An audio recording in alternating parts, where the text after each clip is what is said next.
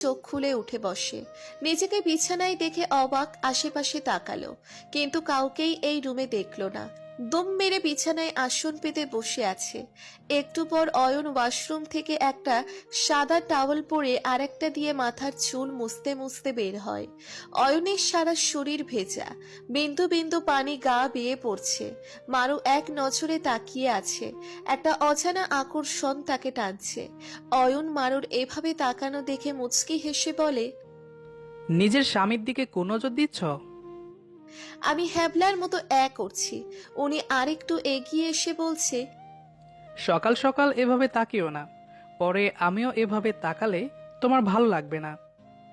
আমার মস্তিষ্কে ওনার কথা ঢুকছে না, তাই তাকিয়ে আছি।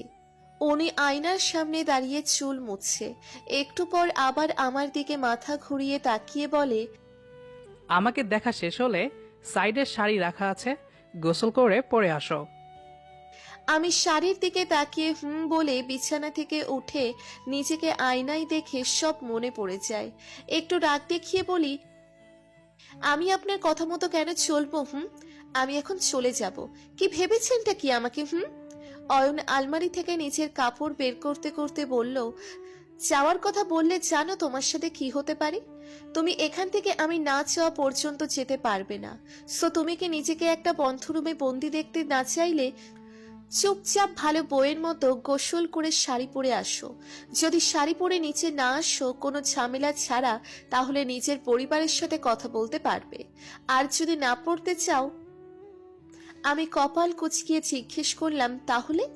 উনি অন্যরকম একটা হাসি দিয়ে বলে, তাহলে আমি পরিয়ে দিব, আর আমি যা বলি তাই করি। এটা নিশ্চয়ই বুঝে গেছো। আমি নিজের কাপড় আঁকড়ে ধরে বলি, এটা আপনি করতে পারেন না। উনি আচ্ছা তাহলে করে দেখাই বলে আমার দিকে এগিয়ে আসতেই আমি শাড়ি নিয়ে ওয়াশরুমে দৌড় দিই।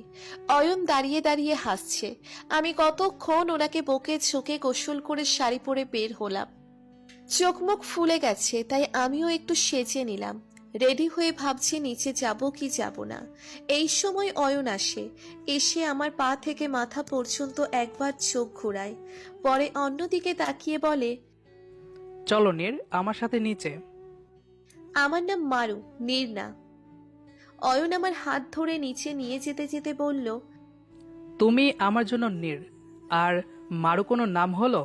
আচ্ছা, নিচে শান্ত থাকবে, না হলে আবার আমি অশান্ত হয়ে যাব। অয়ন আমার হাত ধরে নিচে নিয়ে যায়। সব সার্ভেন্টরা নিচের মতো কাজ করছে। খাবার টেবিলে কালকের ওই লোকটা বসে আছে, সাথে ওই মহিলাটাও। আমাকে দেখে হাসতে হাসতে বলল, আসো মা, এসে নাস্তা করতে বসো।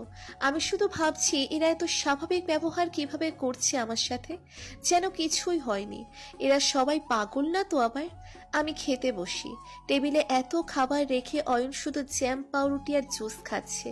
আমার ক্ষুধা লাগছে, তাই কথা না বলে খেতে শুরু করি। মিসেস রোদেলা। আচ্ছা, তোমার নাম কি?